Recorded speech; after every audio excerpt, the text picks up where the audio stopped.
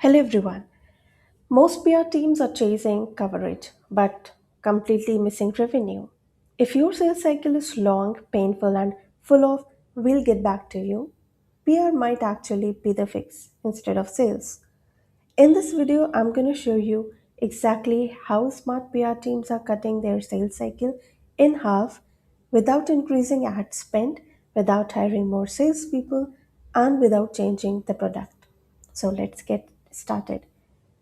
A long sales cycle usually comes down to these three things, which is lack of trust, too many objections, too much education required.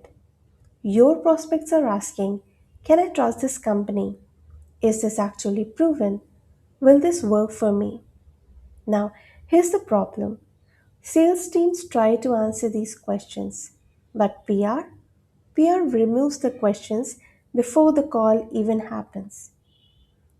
So here's the mindset shift that you need to implement, which is you need to understand that PR is not awareness, PR is not branding, PR is pre selling at scale.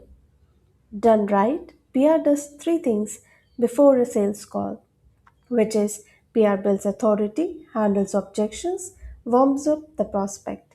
So by the time someone gets on a call, they're not asking, who are you? They're starting by asking, how do we start? Now, there are five PR strategies that I'm going to talk about in this video, which shorten sales cycles and makes things easier for you. The first strategy that we are going to talk about is authority stacking, which is also called the trust accelerator. Instead of one big feature, stack multiple smaller ones. For example, podcast appearances, contributor quotes, niche publications. Individually, small impact, but when you combine together, it's a massive credibility. When a prospect Googles you and sees featured in more than five places, trust is instant. And sales cycle shrinks because skepticism disappears and they know that you are a credible source. Second is objection based PR, which is, I would call, the most underrated strategy. Most PR talks about wins, smart PR talks about objections. Think about this. Why most SEO agencies fail clients? The truth about hiring a marketing agency. What nobody tells you about scaling ads. These are some of the titles of the pitches that instantly grab the attention of the journalist. And why this works is because you are addressing fear before sales does. So when the prospect gets on a call, they have already processed their doubts. Third is podcast PR equals pre-sold leads. Podcasts are insanely powerful for sales cycle. Why? Because a 30-minute podcast builds familiarity, shows expertise, creates emotional trust. Someone who listens to you for 30 minutes is not a cold lead anymore. They are warm, sometimes even hotter. This can cut sales cycles from weeks to days. Next is case study PR, which is also a social proof at scale. Most companies keep case studies hidden on their website, which is a big mistake. Turn them into PR angles like how X company increased revenue by 120% or from struggling startup to profitable in 6 months. Now, you're not just telling prospects that you are good.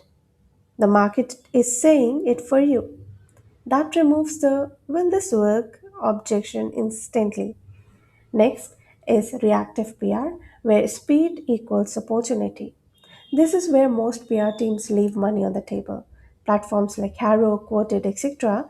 When journalists ask for insights, you respond fast, you get featured, you show up where buyers are already paying attention. This creates instant visibility, real time authority, and here's the kicker that most prospects trust media validation more than sales pitches. So let's move on to the next strategy or next component, which is how to align PR plus sales. And here's where most teams fail. PR and sales operate separately, that we all know. But to shorten the sales cycle, you need to align both the teams. And there are certain steps that you can take to do so. Step one is map objections from the sales calls. So you need to talk to your sales team, say, what are the top five objections that they are facing?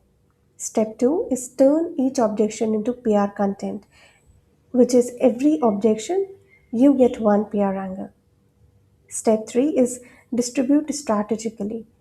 Place the content that you have got by combining every objection to the places where buyers already trust, like industry publications, podcast, expert roundups. Step 4 is to use PR in sales follow ups. Instead of saying we are great at this, you can send something like, here's a feature where we break this down. Now, it's not you selling, it's third party validation.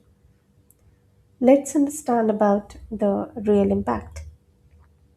When this entire thing where you're combining your sales team with PR team is done right, here's what's happened. Here's what happens. You get fewer calls needed to close. The close rates are higher. The price sensitivity is less, and the decision making is faster because the prospect isn't evaluating you from the scratch. They are confirming a decision they have already started making. So if you're part, or if your PR isn't shortening your sales cycle, it's probably not working to its fullest. So you need to start training PR as a sales tool, not a branding exercise. And I bet that you'll see the difference almost immediately. So, as usual, if you have any confusion, any comments to make, feel free to drop your comments in the comments down below, and I will see you in the next one.